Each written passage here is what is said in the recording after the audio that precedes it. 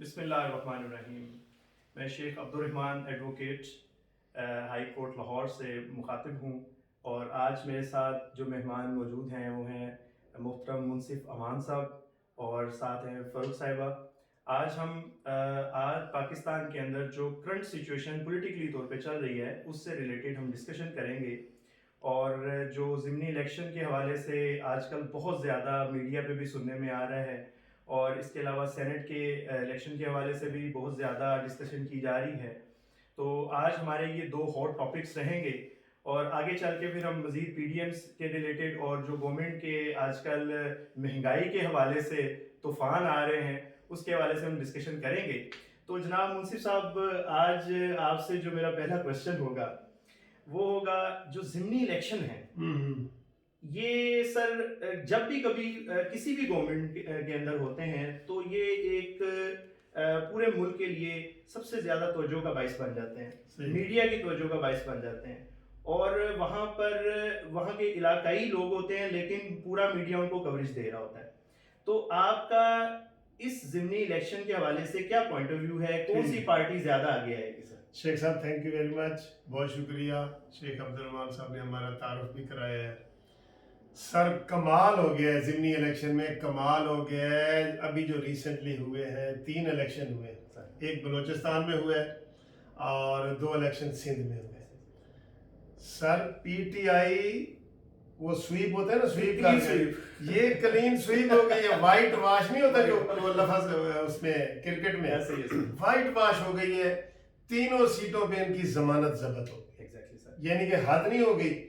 اور یہ میں آپ کو بتا رہا ہوں، یہ حقیقی چہرہ پی ٹی آئی کا سامنے آ گیا. یہی 2018 کے الیکشن ایسے ہی ہوئے تھے تو ان کو بنو کے تو لایا گیا. الیکشن کا ریزلٹ یہ والا تھا. یعنی آپ کے کہنے کا مطلب یہ ہے کہ عوام نے عمران خان کو آئینہ دکھا دیا ہے. اور سر جی یہ میں آپ کو کہہ رہا ہوں شیخ صاحب کہ 18 میں بھی یہی والا رزلٹ تھا، لیکن وہ بنایا گیا نا. جو ہماری جو اطلاعات ہیں، ہم صحافیوں والا کام بھی کرتے ہیں، وکیلوں والا بھی کرتے ہیں، تو 70 سے 80 ایم این اے عمران خان کو آر ٹی ایس سسٹم بٹھا کے جھولی میں ڈالے گئے. 70 سے 80.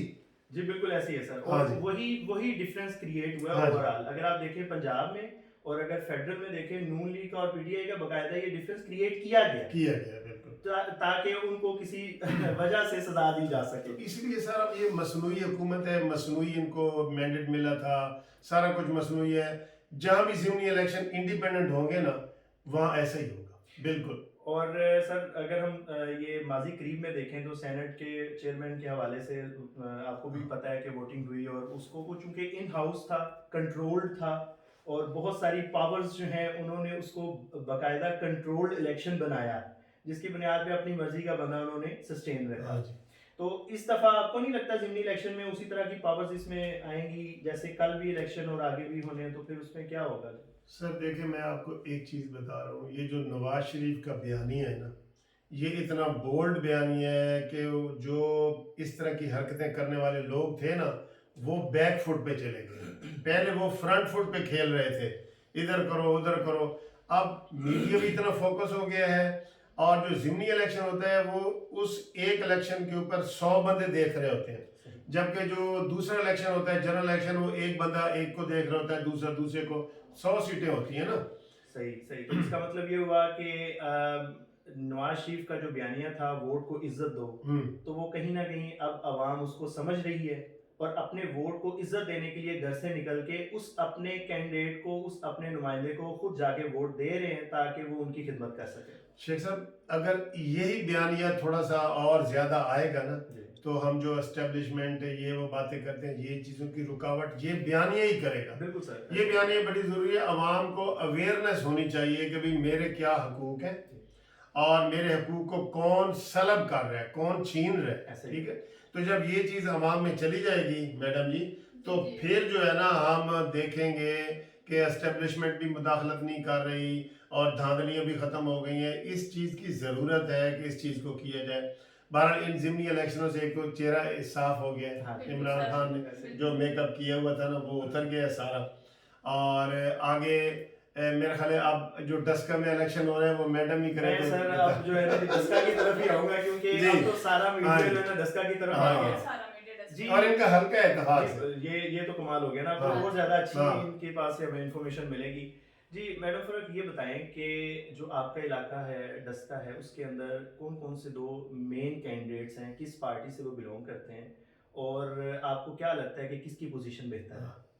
دیکھیے شیخ صاحب, جو مین کینڈیڈیٹس ہیں وہ تو ہیں سیدہ نشین افتخار, جو زاری شاہ صاحب ہیں ان کی بیٹی, مسلم لیگ نون کی, جی پاکستان مسلم لیگ نون, اور دوسرے ہیں علی اسد مہدی صاحب, وہ پی ٹی آئی کی طرف سے ہیں. بٹ وہ جو مین لیڈنگ ہے یا جو سٹرونگ کینڈیڈیٹ ہے نا وہ نشین افتخار ہی ہیں. بٹ وہاں پہ کچھ کمپلینٹس ہیں کہ اسلام آباد لاہور کی ساری مشینری جو ہے وہ ڈسکا ہے اس ٹائم, ٹھیک ہے, تو یہ نان لیگ والے تھوڑے تھریٹس تو ہیں لیکن ہوپ سو بیٹر. چلے اچھا یہ بتائیں کہ یہ جو پی ٹی آئی اور مسلم لیگ نون کے کینڈیڈیٹس ہیں کیا ان کی کوئی ماضی میں خدمات ہیں ڈسکا کے لیے؟ دیکھیں جی زارِ شاہ صاحب کی تو ساری سڑکیں ڈسکا کی, ہر گاؤں میں گیس, بجلی, پانی, تعلیم, یہی مین چیزیں ہوتی ہیں نا وہاں کے لیے. تو علی اسد مہدی صاحب جو ہیں وہ تو اپنے علاقے میں ایک نالی تک جو ہوتی ہے نا وہ ثابت کر دیں کہ میں نے بنوائی ہے. تو مطلب آپ کا کہنے کا مطلب یہ ہے کہ وہ پیراشوٹ کے ذریعے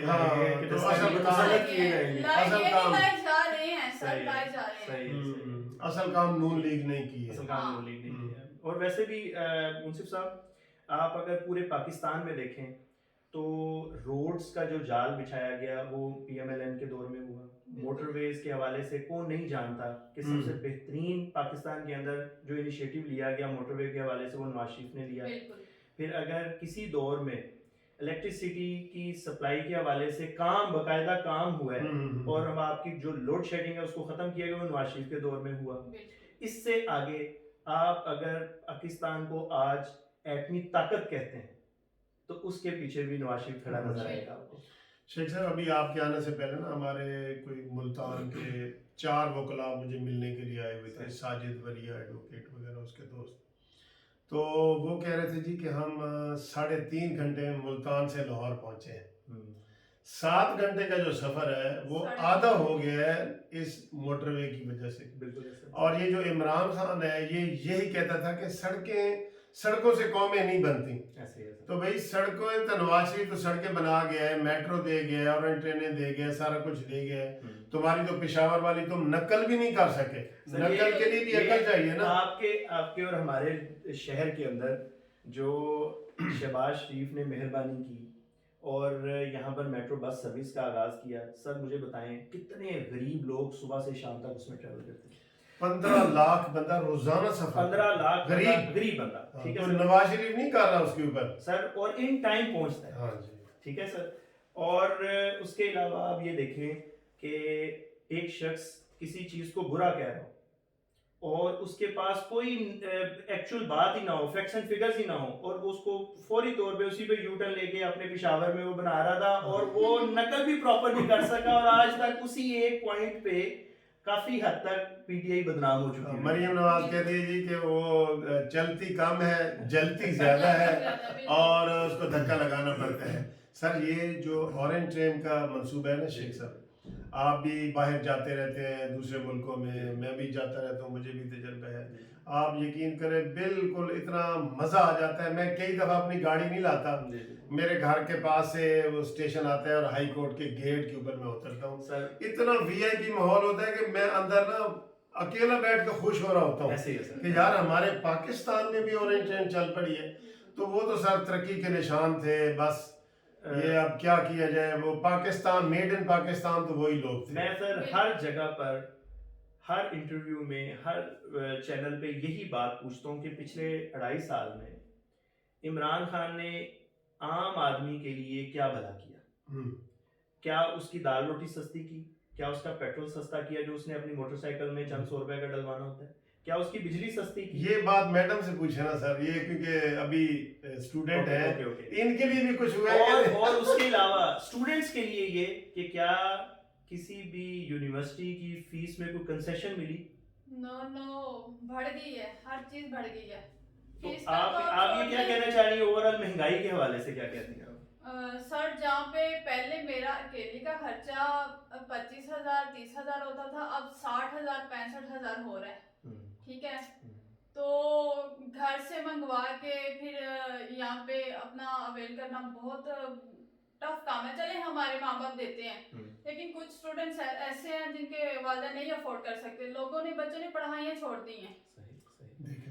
और एजुकेशन में कोई फर्क आया है, कोई तब्दीली आई है एजुकेशन में? नो सर, आई थिंक पहले अच्छाई की तरफ गए या पीछे की तरफ गए? पीछे जा रहे हैं हम, पीछे जा रहे हैं। सही। ये था जी आज का हमारा प्रोग्राम। आज हमने जिन टॉपिक्स को आज डिस्कस किया, उस पे मेन मकसद हमारा सिर्फ ये था कि आवाम तक आगाही पहुंचाई जाए कि जो ज़िमनी इलेक्शन होते हैं उसके अंदर किन लोगों को हमारे ऊपर मुसल्लत करने की कोशिश की जा रही है। बाकी आवाम ने फैसला करना है। अगर आवाम अपनी वोट की ताकत से पैराशूट के ज़रिए भेजे गए लोगों को अगर सपोर्ट करेगी तो ऑटोमेटिकली आवाम का ही नुकसान हो जाएगा। जिस तरह अभी हमने डिस्कस किया, ना एजुकेशन के अंदर ना मुल्क के बाकी हालात में कोई बेहतरी नहीं आई, और मुंसिफ अवान साहब ने तमाम चीज़ों को बहुत ही अच्छे अंदाज में हमें समझाने की कोशिश की है कि अगर मुल्क के अंदर तरक्की हुई है सही मानों में, तो वो तरक्की दिखती भी है। जैसे आपके सामने लाहौर के अंदर मौजूद मेट्रो है, मोटरवेज पूरे पाकिस्तान में है, सी पैक है, और इसके अलावा बेतहाशा चीज़ें हैं जो बाकायदा बनाई गई, जो आवाम के इस्तेमाल में हैं। सर ज़ुबानी बातों से, चीज़ों से कुछ नहीं बनेगा। आप आवाम को ऑन ग्राउंड क्या फैसिलिटेट कर रहे हैं, बेसिकली क्वेश्चन ये है। तो इसके साथ ही आज का प्रोग्राम यहाँ पर इख्तिताम होता है। बहुत शुक्रिया। अस्सलाम वालेकुम।